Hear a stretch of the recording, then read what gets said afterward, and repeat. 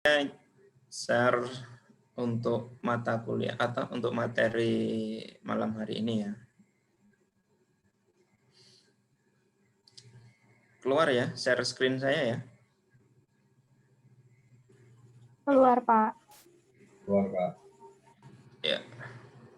Yang full ini, yang full keluar ya. Keluar, Pak. Keluar, Pak. Oke. Baik. Jadi malam hari ini kita mau diskusi, mau ngobrol bareng terkait masalah investasi properti dan hubungannya dengan manajemen properti. Jadi properti akan menjadi menarik ketika bahasanya itu menjadi sesuatu yang menghasilkan. Nah, sesuatu yang menghasilkan itu kan pasti terkait dengan investasi, gitu ya. Namanya kegiatan investasi biasanya pengen mendapatkan imbalan atau tingkat pengembalian, mendapatkan pengembalian, return bahasanya. Nah, di malam hari ini kita nanti akan berkenalan dengan bisnis properti. Terus tadi yang sempat jadi pertanyaan saya, ada properti residensial, properti komersial, terus properti industrial, sama special purpose property atau properti khusus gitu ya. Terus yang kelima, kaitan manajemen properti dengan investasi properti. Yang keenam, analisis yang diperlukan dalam perencanaan manajemen properti, yaitu analisis properti, analisis pasar, sama analisis tujuan pemilik properti. Dan yang terakhir kita nanti akan berdiskusi atau membahas terkait masalah siklus pasar properti, gitu ya. Siklus pasar properti. Yang pertama, pengenalan bisnis properti. Kalau kita ngomongin masalah bisnis gitu ya, bisnis bahasanya sebenarnya yang benar itu bisnis atau usaha ya.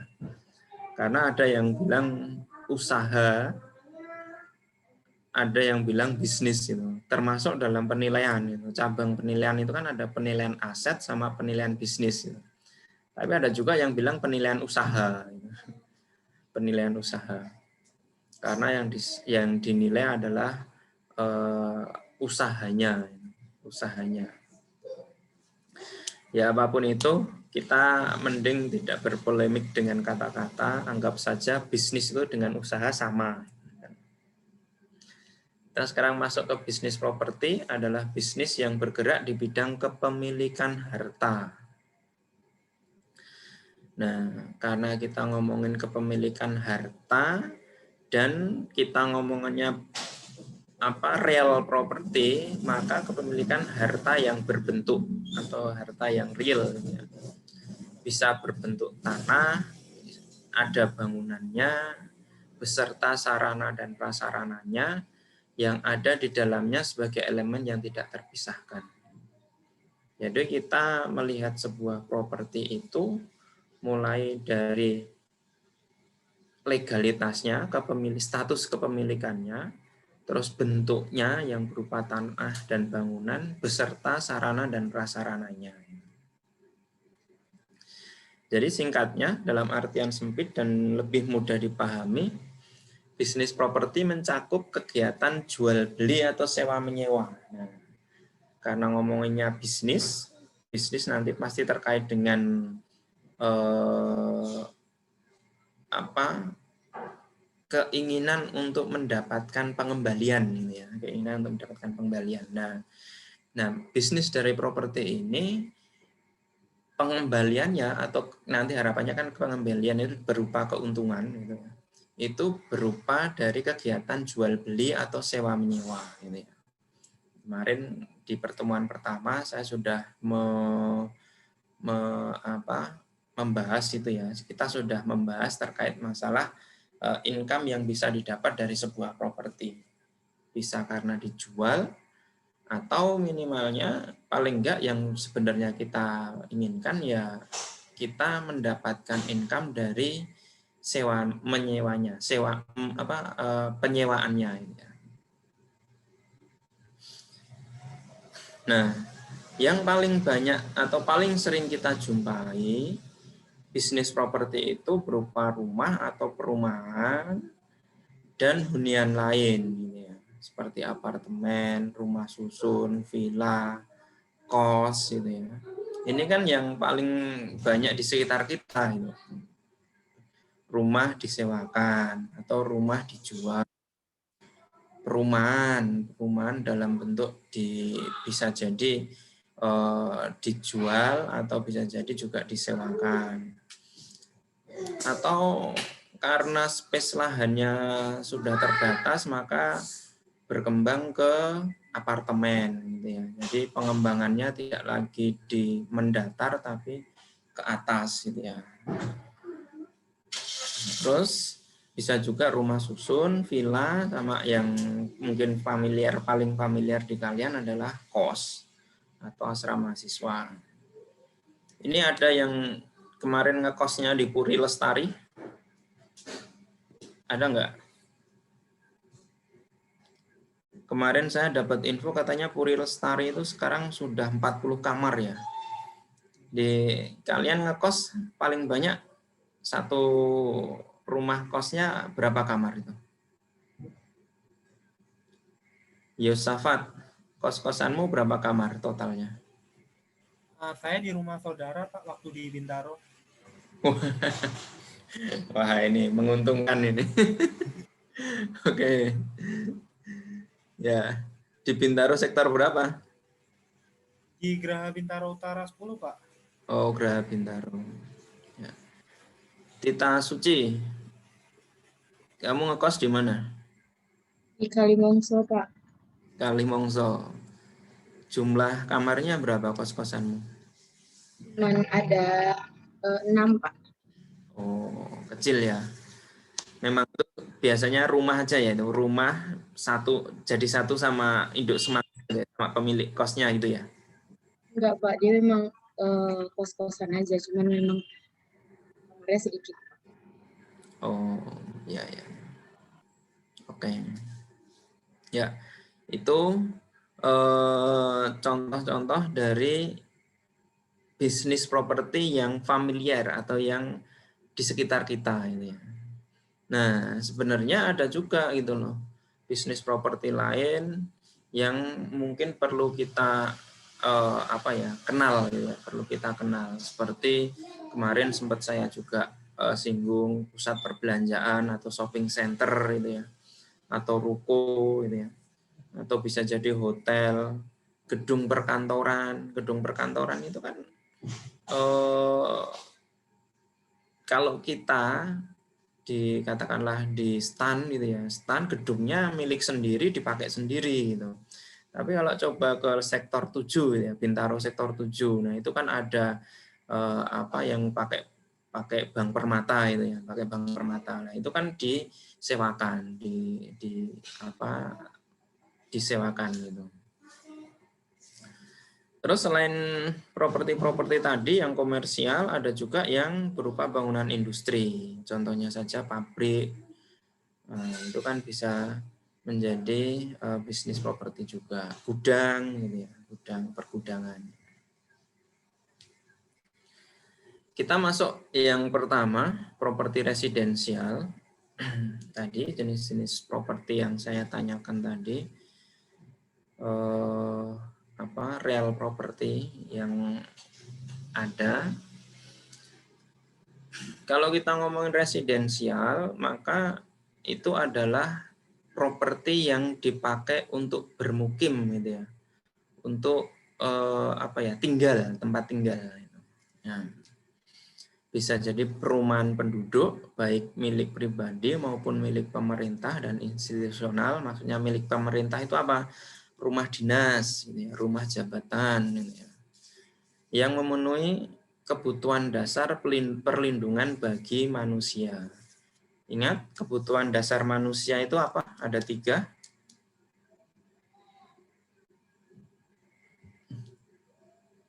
Primer, sekunder, tersier, penangkapan.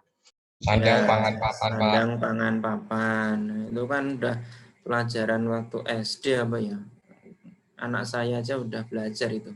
Sandang pangan papan. Nah, ini salah satunya kan berupa papan ya, tempat tinggal. Dan properti residensial ini merupakan sumber permintaan terbanyak dari jasa manajer properti profesional. Jadi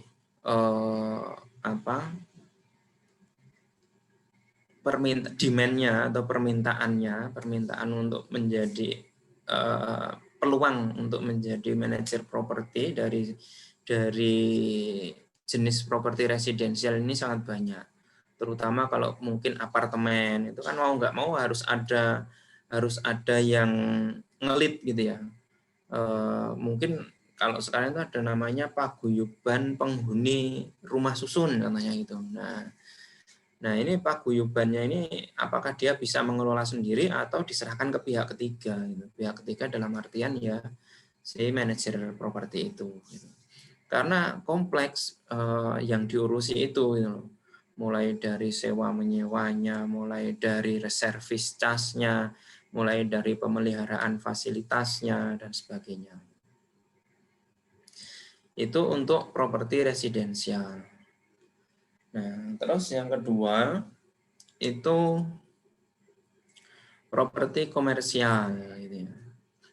Properti komersial paling sering kita temui ya berupa perkantoran atau retail gitu ya. Retail tadi ya kayak contohnya ya shopping center, mall, pusat perbelanjaan, ruko gitu ya. Nah, gitu. Nah, seperti apartemen atau residensial, bangunan perkantoran dapat berupa walls up gitu. Jadi maksudnya itu dia 3, 4 sampai 6 ya kira-kira 5 atau 6 tingkat itu ya, lantai, jumlah lantainya. Tapi tidak menggunakan lift gitu ya. Menggunakan berjalan aja itu, tangga gitu. Nah, ini bisa jadi seperti itu gitu. Karena ya bisa jadi untuk perawatan penghematan, bisa jadi juga karena memang konsepnya ya dalam tanda kutip biar penghuninya sehat-sehat nah, gitu ya.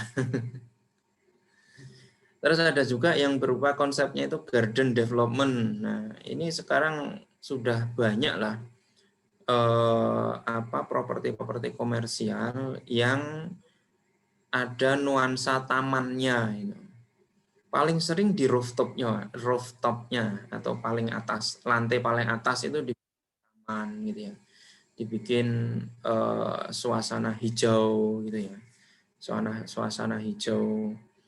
Nah, itu ada itu. Atau ada kolam renangnya gitu ya. Atau bisa jadi juga high rise complex. Jadi ya memang sudah katakanlah 20 lantai gitu ya, high rise building. Kalian mungkin di teknologi bangunan ya, di mata kuliah teknologi bangunan kalian kenal low rise building sama high rise building gitu ya. Nah, ini yang high rise yang lantainya tinggi itu katakanlah 20 atau 30 gitu. Dan sudah kompleks gitu ya, sudah kompleks, fasilitasnya lengkap gitu ya. Fasilitasnya lengkap, terus manajemennya juga sudah bagus gitu. Beberapa korporasi besar memenuhi gedung perkantoran mereka untuk tujuan bisnis gitu. Properti institusional ini mungkin tidak diatur oleh pemilik korporasi, kebanyakan ruang kantor disewakan kepada satu atau lebih pelaku bisnis. Hampir semua bangunan perkantoran dengan berbagai penyewa diatur secara profesional. Jadi nggak bisa asal-asalan, karena namanya contohnya Menara Mulia di Gatot Subroto itu ada Menara Mulia, itu kan kompleks perkantoran. Atau Menara Sudirman, atau ini di kalian mungkin sempat lewat gitu ya di Senayan SCBD, Senayan Central Business District. Nah, itu kan memang komplek perkantoran semua gitu ya. Ada energi building gitu ya, yang punyanya si ini Medco Arifin Parnigoro itu. Nah itu harus profesional gitu, jadi nggak bisa asal-asalan. Terus yang selanjutnya, sedangkan properti retail meliputi toko dan restoran, pusat perbelanjaan besar atau shopping center. Pusat komunitas itu maksudnya gimana itu? Nah, mungkin kalian kenal dengan ini di Kompleks Senayan juga itu ada plaza hobi gitu ya. Plaza yang dia menyediakan kebutuhan yang terkait dengan hobi, kegemaran masyarakat gitu. Sepeda itu ada di situ di Senayan City itu. Di Plaza Senayan ya, bukan Senayan City. Nah, itu sepeda ada, terus apa hobi ini fotografi ada, terus ada yang sekarang paling hit ya sepeda itu kan ya. Kemarin termasuk saya sempat itu beli sepeda di situ itu. Sempat beli sepeda di situ, sepeda lipat gitu ya. Sepeda lipat, terus sekarang kan ada juga sepeda lipat yang punya ada baterainya gitu ya. Jadi kalau capek goes, kita tinggal aktifkan baterainya, udah kayak motor aja gitu. Itu tentang properti komersial ya, properti komersial. Bisnis dalam properti komersial. Kalau untuk bisnis properti industrial itu ya namanya industri pasti terkait dengan manufaktur, pabrik gitu ya. Paling seringnya kan gitu ya. Kalau industri terkait dengan pabrik gitu. Baik pabrik yang sifatnya berat atau ya contohnya pabrik mobil gitu ya, pabrik mobil gitu. Atau pabrik yang sifatnya ya ringan-ringan saja itu. Contohnya yang ringan-ringan saja ya mungkin ini assembling gitu ya, perakitan contohnya, bukan perakitan mobil tapi ya mungkin perakitan apalah yang fasilitas-fasilitas yang sifatnya kecil-kecil saja. Nah, selain manufaktur atau pabrik, seperti yang saya bilang tadi, industrial ini juga bisa juga terkait dengan properti berbentuk gudang, ya, yang berfungsi untuk penyimpanan dan pendistribusian produk. Jadi contohnya di Cengkareng, gitu ya, di Cengkareng itu ada komplek pergudangan. Jadi ya isinya ya gudang-gudang saja ini ya, gudang-gudang yang dipakai atau disewakan untuk ya semacam kayak transit itu sementara. Apakah dia mau ekspor atau malah dia itu sebenarnya impor, barang-barang impor ditampung sementara. Karena Cengkareng dekat dengan bandara gitu ya, dekat dengan bandara atau mau ke pelabuhan juga sudah ada tol yang terintegrasi. Kebanyakan properti industrial membutuhkan penanganan minimal dari pihak luar karena adanya integrasi hubungan dari proses produksi. Contohnya apa? Contohnya bea cukai gitu ya. Nah, itu ada yang namanya kawasan berikat ini ya, kawasan berikat Nusantara. Nah, itu. Ini kan dengan bea cukai, dengan perindustrian, dengan bahkan mungkin karantina gitu ya, karantina produk. Nah, itu sudah terintegrasi. Seringkali tanggung jawab untuk menangani properti industrial dibagi secara bersama antara pemilik dan penyewa di bawah perjanjian sewa.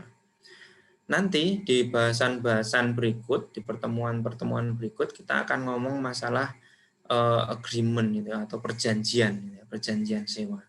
Nah, itu yang akan menjadi semacam kayak landasan hukum gitu ya, landasan hukum bagi pemilik dan penyewa. Hak-haknya, batasan-batasannya bagaimana, kewajiban-kewajibannya antara pemilik dan penyewa bagaimana harus jelas dalam perjanjian sewa tersebut.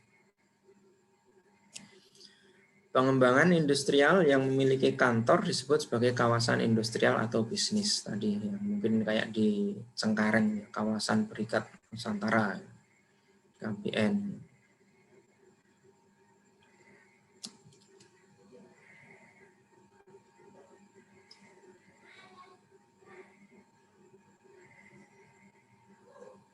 Ini nggak ada yang tiba-tiba live lagi kan?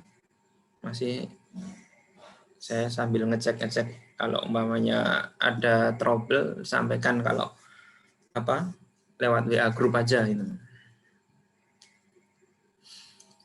Terus yang keempat dari real property adalah special purpose property atau properti berkarakteristik khusus ini. Berkarakteristik khusus. Contohnya hotel, motel. Motel itu apa? Motor hotel, Pak. Nah, betul. Motor hotel atau mobile hotel gitu ya. Jadi yang hanya dipakai untuk semacam kayak transit gitu ya. Terus klub, resort gitu ya, resort, rumah sakit, teater, sekolah, universitas, institusi pemerintah, bahkan tempat ibadah ini ya, dimasukkan dalam kategori properti dengan tujuan khusus. Jadi ya tujuannya hanya sendiri-sendiri itu, hanya satu. Tempat ibadah ya hanya buat ibadah saja kan, gitu. Universitas ya hanya untuk kampus saja. Gitu. Ya walaupun sekarang ada mungkin juga kampus-kampus yang kerjasama gitu ya dengan mungkin apa KFC atau mungkin ya paling sering bank gitu ya, bank karena butuh apa kelancaran bidang finansialnya, bidang keuangannya.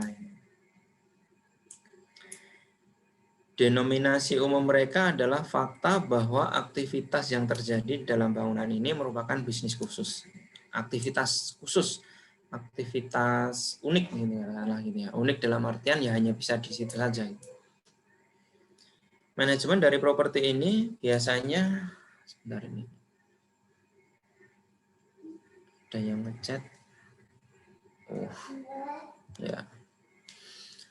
Manajemen dari properti ini biasanya disediakan secara internal dari anggota atau bisnis atau organisasi tersebut. Maksudnya, karena ini bisnis khusus, maka hanya orang-orang tertentu ini ya, atau hanya pihak-pihak tertentu yang paham dengan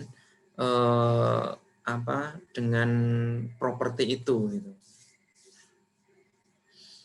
Contohnya kalau umpamanya hotel gitu ya, hotel ada PHRI gitu ya, Perhimpunan Hotel dan Restoran Indonesia itu. Nah, individu-individu tadi yang secara internal dari anggota atau bisnis atau organisasi tersebut ini pasti memiliki kemampuan yang tinggi, baik secara teknik maupun manajemen properti profesional maupun wawasan pada bidang khusus mereka. Yang hotel ya ahli dalam bidang perhotelan gitu. Yang mungkin teater ya memang dia katakanlah kuliahnya di bidang perfilman gitu. Jadi paham dengan karakteristik properti tersebut.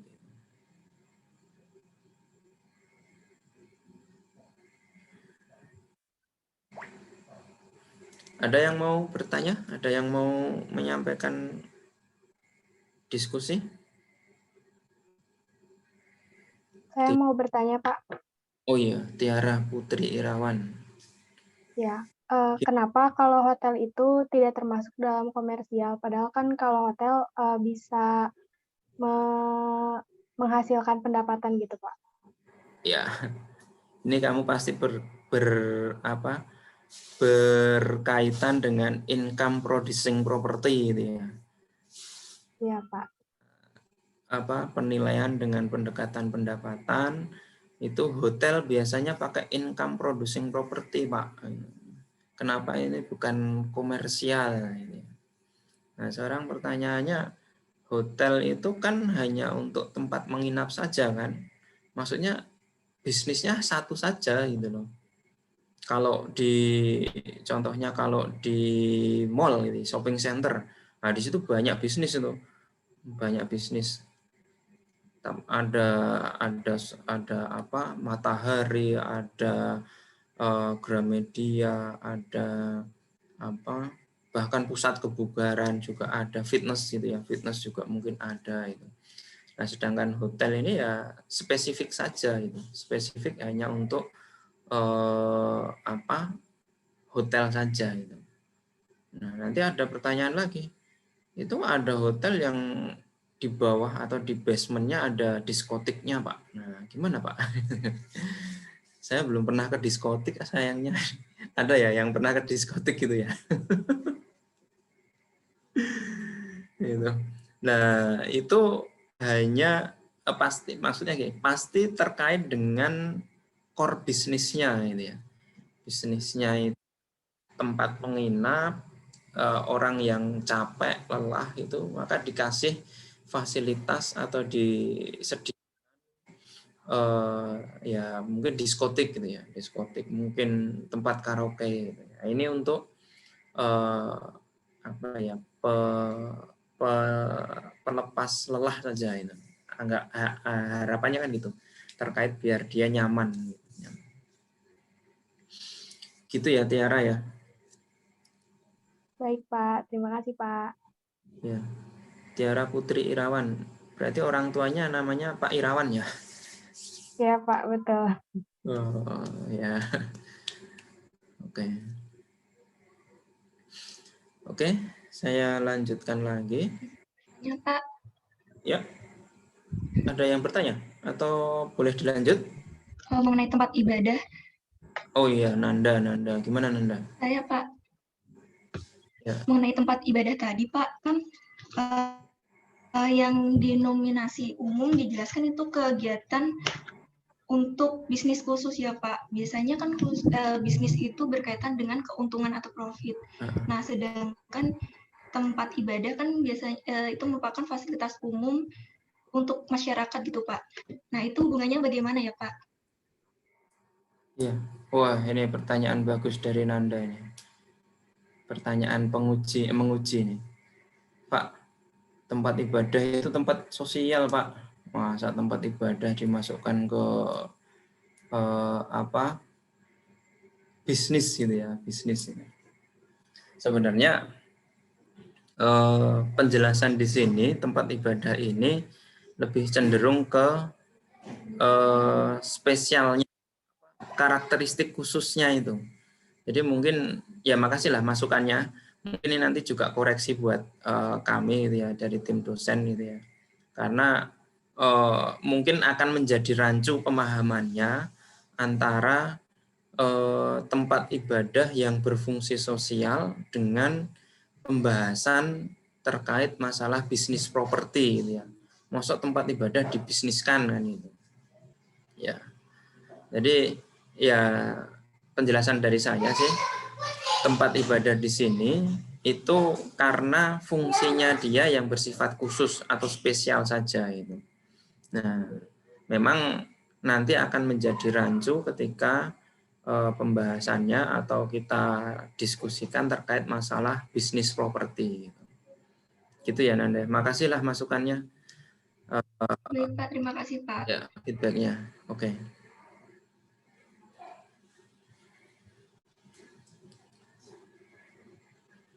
Saya biasanya punya request ke tadi, contohnya yang kalau di sini mungkin yang host atau co-host gitu ya. Tadi yang co-host tadi siapa ya? Lupa saya. Saya, Pak. Yang co-host tadi siapa? Saya Salsabila.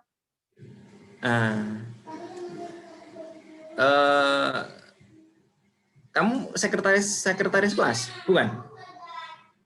Bukan, Pak. Saya itu PJ kedua. PIC kedua. Oh, saya pikir ada sekretaris kelas itu. Ini sekretaris kelasnya siapa? Ada nggak? Nggak ada. Nah, kalau nggak ada ya saya kasih tugas ke Salsabila aja lah sebagai co-host.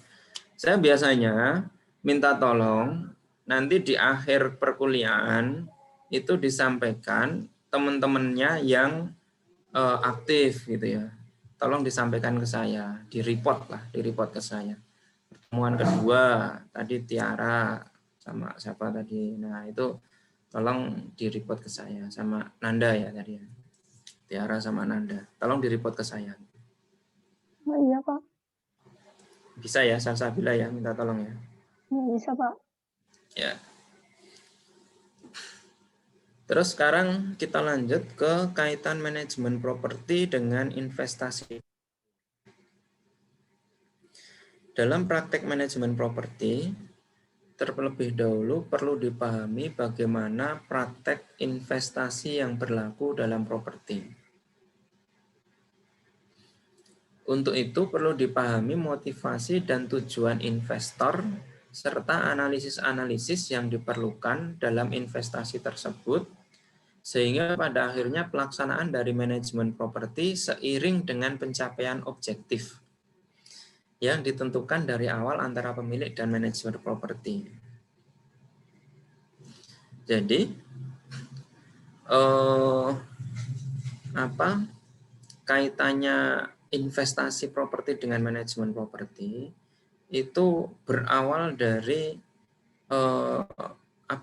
keinginan dari pemilik properti atau ya pemilik properti dari ownernya gitu. Dia keinginannya itu apa, tujuannya itu apa.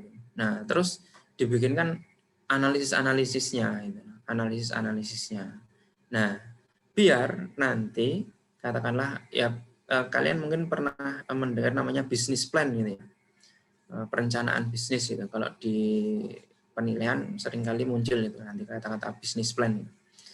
Nah, itu biar nanti pelaksanaan dari manajemen properti itu seiring dengan pencapaian proses dan hasil itu seiring sejalan, seirama gitulah.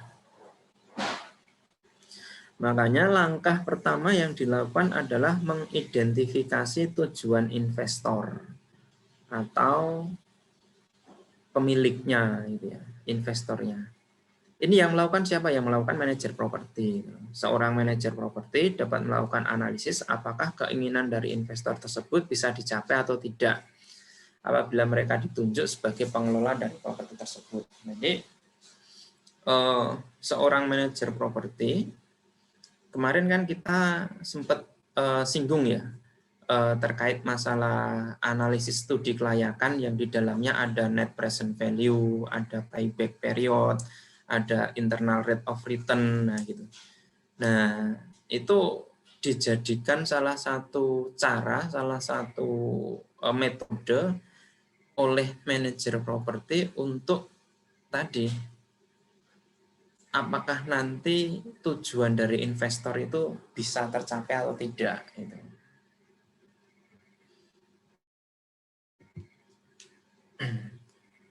Terus langkah yang kedua adalah analisis investasi yang diantaranya meliputi analisis pasar, analisis aspek legalnya, sama aspek sosial politiknya.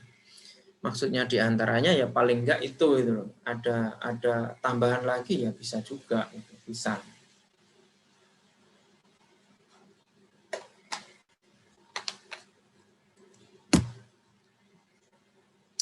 Kalian boleh ya sambil minum kalau memang haus, atau nyemil boleh gitu. Nyemil boleh, tapi jangan makan gitu. Kalau makan itu suaranya tengklung-ting nanti. Piring sama sendoknya saya jadi pengen nanti. Kluntang-klunting. Belum lagi nanti kalau makannya pakai kerupuk gitu. Kriuk. Nah, itu kan. Jadi udah nggak konsen lagi nanti kuliahnya itu. Dari analisis pasar dapat diperoleh informasi yang akan dipergunakan sebagai dasar atau asumsi untuk memperkirakan tingkat sewaan. Harga sewanya berapa? Tingkat sewanya berapa? Kemarin juga sudah sempat saya singgung juga ya di pengenalan kemarin. Tingkat kekosongan, nah itu juga. Okupansi atau vakansi, tingkat kekosongan. Yusan, Danu. Kalau tingkat kekosongan itu okupansi atau vakansi? Vakansi, Pak. Vakansi. Kalau Iya. Hunian? Okupansi. Oh ya, oke. Jangan kebalik-balik ya. Kita mungkin lebih cenderungnya kita pakai tingkat kekosongan sama tingkat hunian. Dan perkiraan nilai properti di masa yang akan datang. Jadi kalau kita ngomongin pasar, contohnya kalau kita pakai ini aja deh, pakai cara berpikir pendekatan pasar gitu ya. Pendekatan pasar. Nah, pendekatan pasar itu apa? Memperbandingkan gitu kan ya. Memperbandingkan dengan objek lain yang sebanding dan sejenis. Ya sama dengan ini gitu loh. Analisis pasar untuk memperoleh tingkat sewaan, tingkat kekosongan ini dibandingkan dengan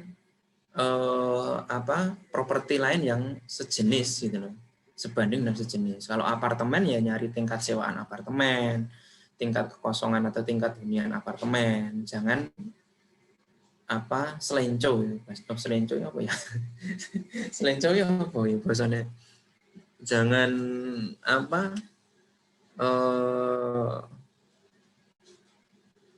beda itu aja lah, jangan beda, jangan tidak sejenis atau sebanding. Hotel dengan hotel, shopping center dengan shopping center kan gitu ya.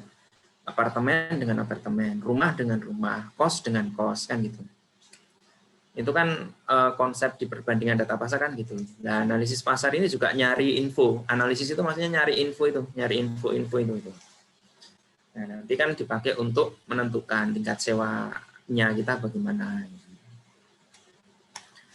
Terus untuk aspek legal, gitu ya, resiko perubahan peraturan menyangkut kemungkinan perubahan kebijakan yang akan menyebabkan penurunan nilai properti. Nah, bisa jadi karena nanti masalah perpajakannya, bisa jadi karena perubahan zoningnya, bisa jadi karena ada pembangunan sarana publik di area sekitar properti itu atau malah mungkin di properti tersebut gitu. Kalau bahasanya itu di sekitaran properti tersebut mungkin akan menjadi nilai tambah gitu. Mau dibangun tol dengan jarak kurang lebih 1 kilo dari apartemen. Nah, ini mengangkat nilai properti. Tapi kalau ternyata properti tersebut mau digusur gitu. Contohnya kayak Stadion Lebak Bulus digusur dan perumahan atau kawasan di sekitarnya digusur. Nah, ini kan jadi trouble. Makanya aspek legal untuk properti itu contohnya apa ya? IMB gitu aja ya. IMB harus ada. Jadi nanti sesuai antara aturan dengan realitasnya. Kalau di situ zoningnya itu memang zoning untuk pemukiman, ya pemukiman saja. Jangan sampai di situ zoningnya pemukiman residensial didirikan pabrik. Nah, ini kan bertolak belakang. Terus untuk aspek sosial politik, sejauh mana lingkungan sosial politik suatu wilayah menjamin keamanan atas investasi properti. Nah, ini bahasanya kan terkait dengan lingkungan gitu ya. Di situ tuh lingkungannya preman atau lingkungannya pesantren. Nah, gitu. Kalau lingkungannya preman ya berarti nanti security-nya harus kuat gitu ya. Harus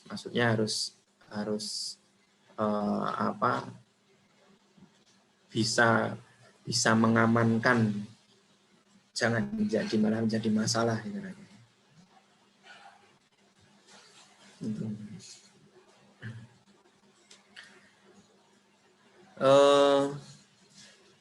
Langkah yang ketiga adalah memperkirakan cash flow selama kepemilikan atau holding period. Nah, ini yang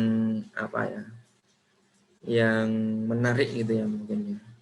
Secara umum cash inflow, kalau cash inflow itu kan pemasukan ya, bersumber dari sewa tahunan atau mungkin ada yang bulanan juga, tapi kalau kos mungkin bulanan ya, tapi kalau kantor biasanya tahunan. Atau penjualan properti pada akhir periode investasi, ketika katakan ini kok tingkat sewanya kok kayaknya tidak bisa dipertahankan lagi. Kita satu-satunya pilihan jual. Dengan kata lain, untuk memformulasikan perkiraan cash flow, dijual apa tidaknya itu pertimbangannya apa? Contohnya salah satunya umur ekonomis bangunan atau umur fisik bangunan bisa jadi juga. Begitu katakanlah umur ekonomis atau bahkan umur fisiknya itu 20 tahun untuk apartemen. Nah, ketika sudah hampir mendekati 20, nah ini kita bisa membuka pilihan untuk menjual properti tersebut.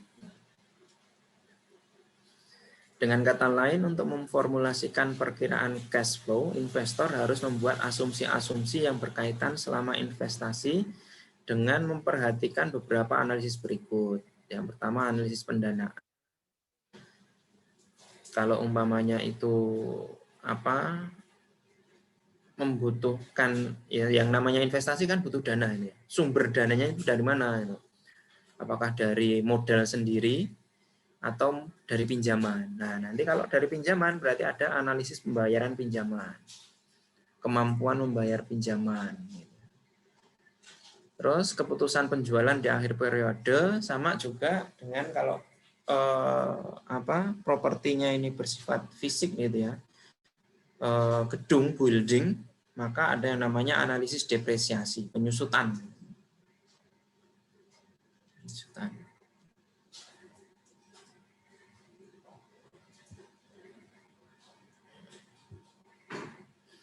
Di samping itu, sebagaimana dalam analisis investasi pada umumnya, perlu dibuatkan beberapa skenario.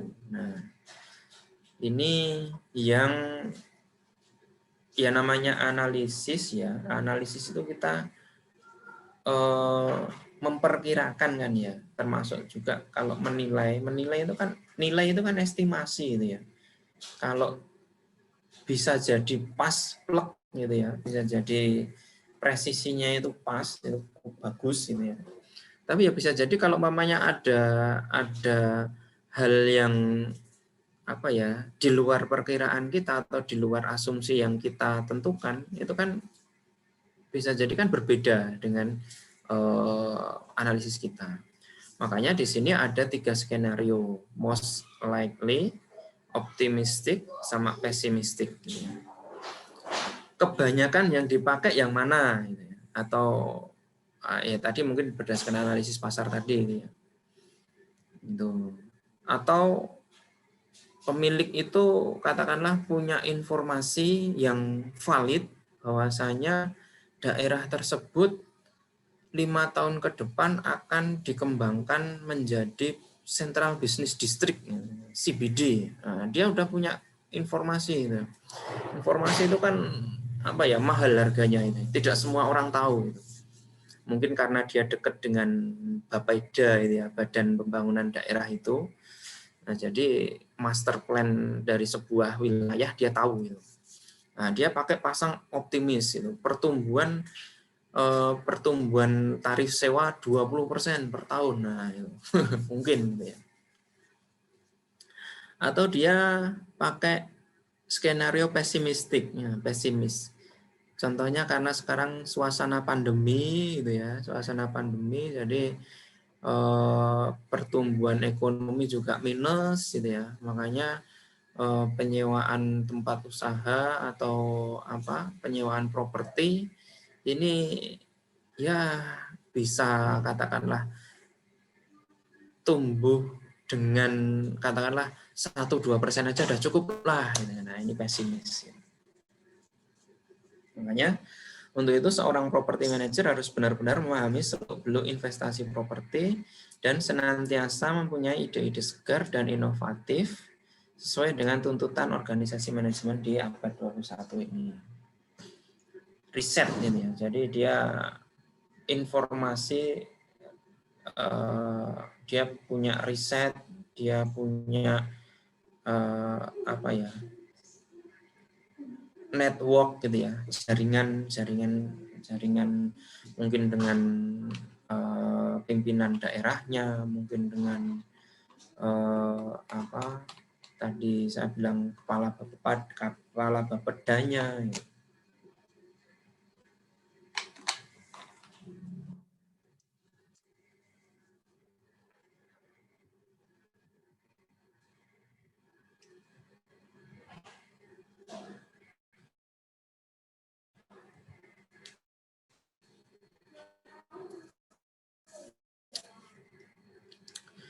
Ini juga sempat kita bahas bahwasanya dalam analisis perencanaan manajemen properti itu paling tidak ada 3 ini, analisis pasar, analisis properti, sama analisis tujuan pemilik.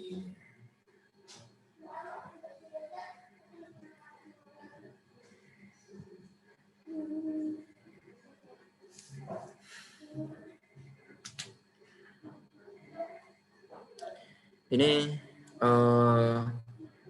perencanaan manajemen itu bisa menselaraskan analisis ini, analisis pasar, analisis properti, dan analisis tujuan pemilik. Gitu ya. Tadi di depan kita juga sudah bahas terkait masalah perencanaan dan pelaksanaan sampai nanti tujuan itu selaras itu ya. Selaras itu. Analisis pasar, semua informasi yang terintegrasi, baik itu berupa informasi wilayah, informasi rinci tentang area lokal yang spesifik, informasi rinci tentang area lokal yang spesifiknya apa? Maksudnya contohnya yang spesifik itu, nah tadi pemukiman atau daerah kampung sebelah perumahan itu adalah mohon maaf ya, mungkin banyak premannya gitu ya. Nah, banyak premannya. Nah, ini perlu di capture gitu ya. Perlu kita ketahui sebagai manajer properti. Tren ekonomi utama dan pengaruhnya. Nah, ini tadi juga sudah sempat kita singgung. Pertumbuhan ekonomi suatu negara itu kan sangat mempengaruhi investasi itu ya.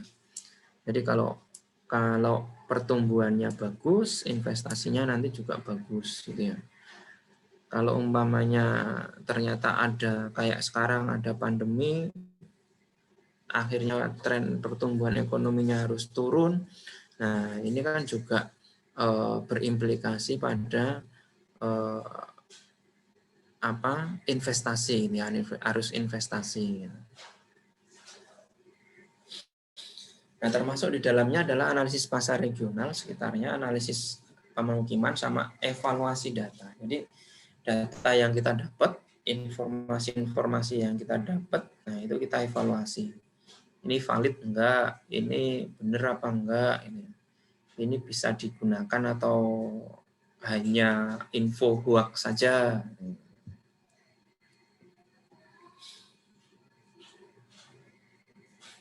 Terkait masalah analisis properti, yang pertama lisis, taking new property, apakah dia posisinya itu menyewakan itu bisa membangun atau bisa mengambil, kemarin akuisisi dia mengambil alih properti di sekitarnya gitu ya. Analisis kuantitas dan kualitas ruang, ini terkait dengan layoutnya, set plan-nya gitu ya, size-nya ini.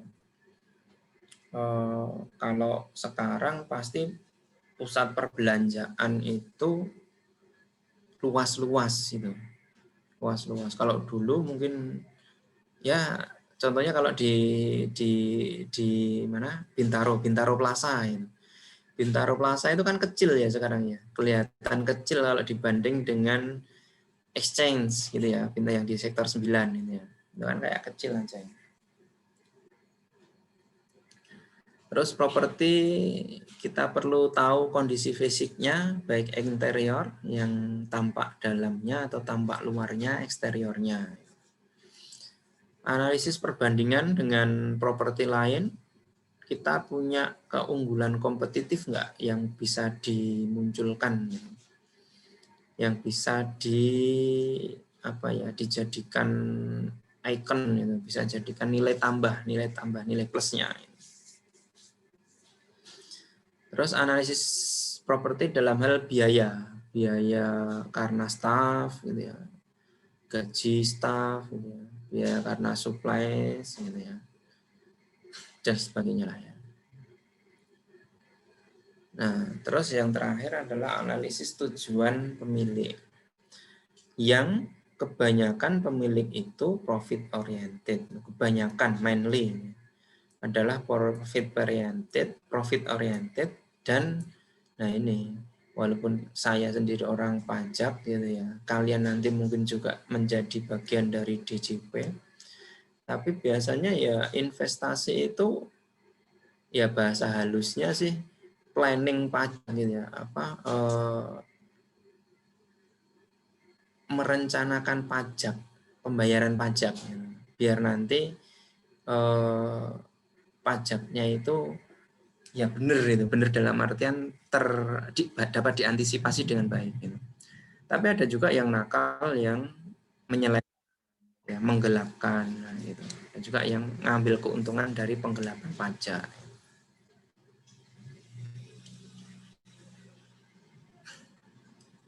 Kita sama seperti kemarin ya, nanti jam 20.20 mungkin kita close yang Zoom ini. Nanti kita lanjut dengan kuis gitu ya. Kuis. Ya, mungkin bisa nambah waktu dikit boleh lah, tapi sebenarnya saya juga butuh waktu untuk tadi menyelesaikan administrasi itu gitu. Menyelesaikan administrasi, contohnya tadi ngisi di portal gitu kan, saya juga butuh waktu gitu, biar nanti tidak tiba-tiba tertutup gitu kan gitu ya. Kalau umpamanya tidak segera saya selesaikan, nanti kan bisa jadi tiba-tiba tertutup. Ini persiapan perencanaan manajemen, bisa jadi yang paling penting laporan perencanaan keuangan, biaya operasi, prediksi atau perkiraan 5 tahun ke depan, sama analisis perbandingan penerimaan dan pengeluaran. Kita lanjut aja ke siklus pasar properti. Ini sebagai materi terakhir. Namanya siklus itu kan bisa jadi berputar ya, berulang, bisa jadi berulang. Makanya nanti kita coba lihat, kalau di properti itu siklus dimulai pada keadaan pasokan dan permintaan yang seimbang, supply dan demand sama. Nah, ini dimulai. Nah, kemudian properti itu ternyata menjadi kebutuhan hidup, kebutuhan pokok tadi ya, sandang pangan papan itu tadi ya. Maka permintaan naik gitu, sejalan dengan perkembangan ekonomi. Hal ini memberikan peluang bagi tumbuhnya pembangunan di bidang properti. Jadi kebutuhan dasar, kebutuhan pokok berupa tempat tinggal, contohnya papan, terus jumlah penduduk bertambah, otomatis jumlah tempat tinggal yang dibutuhkan juga bertambah. Tahap awal ditandai dengan rendahnya tingkat persaingan. Nah, kompetitornya itu sedikit. Contohnya dulu Bintaro itu mungkin hanya Jaya Properti saja dulu gitu loh. Jaya Properti saja yang bermain di kawasan Bintaro. Nah, makanya Jaya Properti punya semacam privilege untuk harga. Kenaikan harga bisa jadi cepat sehingga menghasilkan tingkat pengembalian investasi di atas rata-rata. Di awal-awal ketika belum ada persaingan atau persaingannya masih sedikit gitu, nah kenaikan harga bisa cepat, pengembalian investasi bisa di atas rata-rata.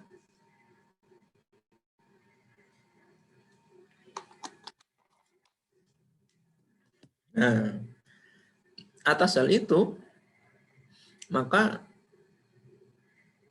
hal itu tuh maksudnya adanya besarnya permintaan tadi, gitu ya, besarnya permintaan, demand-nya bertambah itu, pengembalian karena tadi di atas rata-rata itu, maka pemasok lebih meningkatkan supply-nya, gitu ya, meningkatkan persediaan properti untuk dijual, gitu, atau untuk disewakan lah, kalau umpamanya itu disewakan berupa perkantoran, gitu katanya.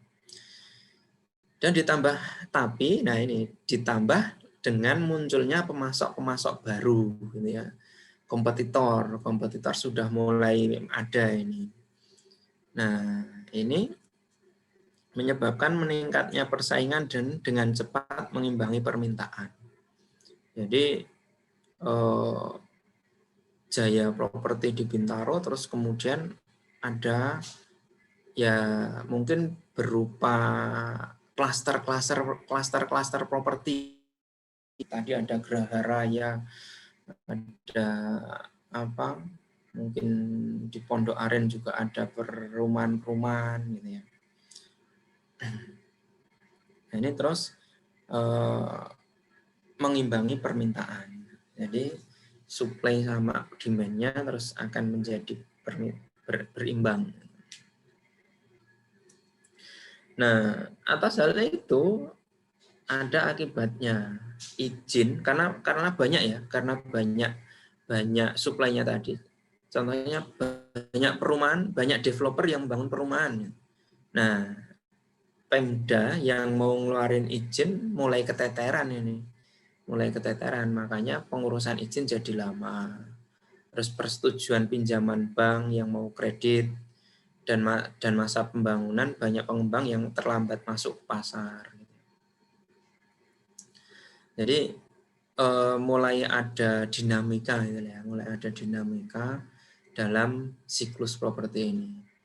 Banyak pengembang yang terlambat masuk pasar sehingga tidak dapat lagi diserap oleh permintaan. Nah, jor-joran bangun, jor-joran muncul developer.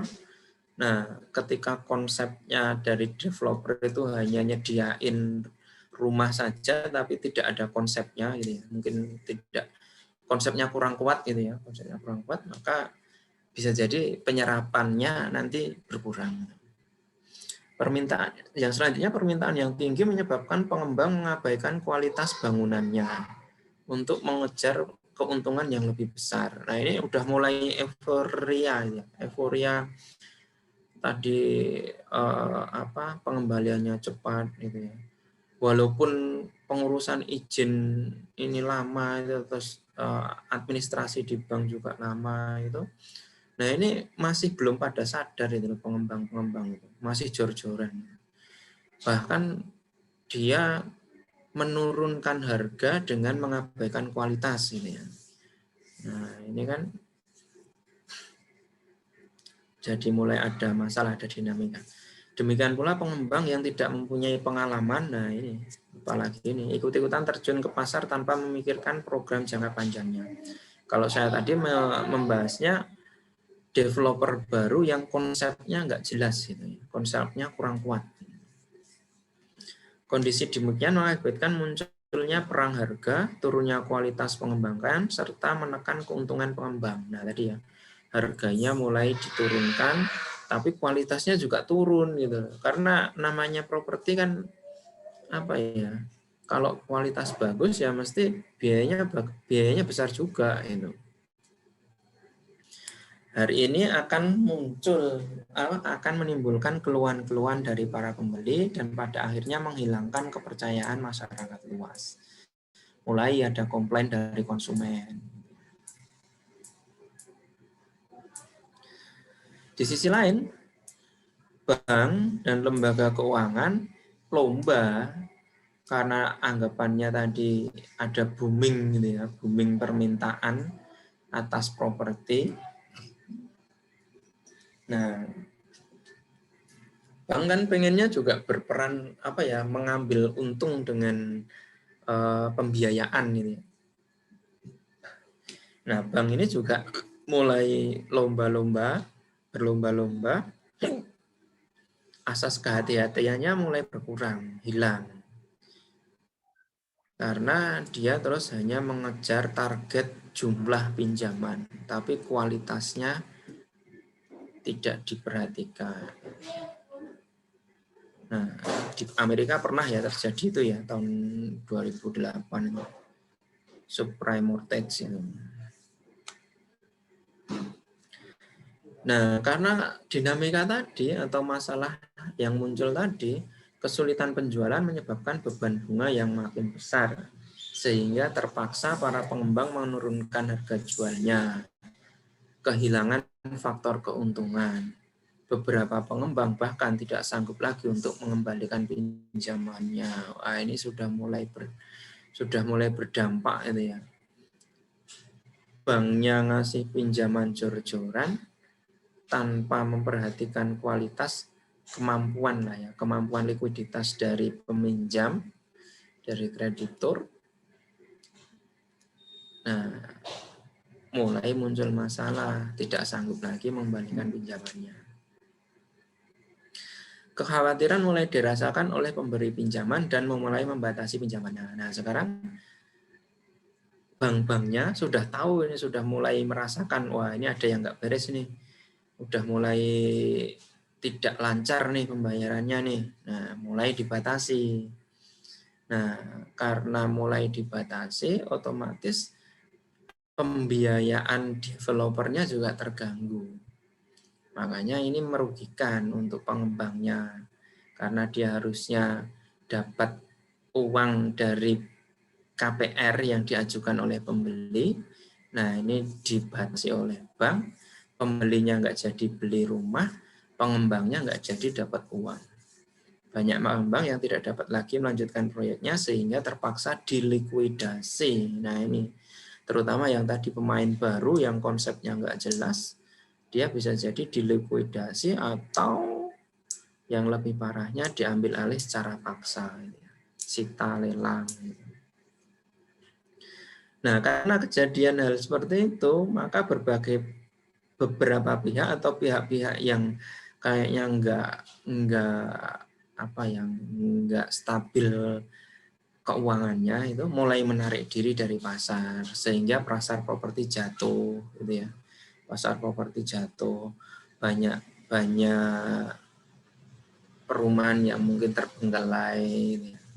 Nah, itu sampai saat ini. Terus kemudian berlanjut sampai dengan munculnya kembali kepercayaan masyarakat dan permintaan kembali ke tingkat normal. Jadi supply-nya yang tadi sudah overload itu ternyata diseleksi gitu ya. Terseleksi dengan mungkin dari pembiayaan dari banknya, mungkin dari kekuatan finansial masing-masing developernya. Kemudian siklus dimulai dari awal lagi. Nanti permintaan banyak lagi gitu. Terakhir, kurang cerdas dapat diperbaiki dengan belajar, kurang cakap dapat dihilangkan dengan pengalaman, namun jika sudah tidak jujur, itu sudah sulit untuk diperbaiki. Terima kasih. Mungkin gitu ya perkuliahan pada malam hari ini. Selanjutnya saya mau ambil gambar screenshot dari kalian.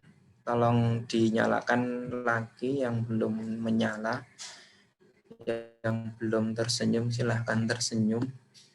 Saya mau ambil screenshot dulu.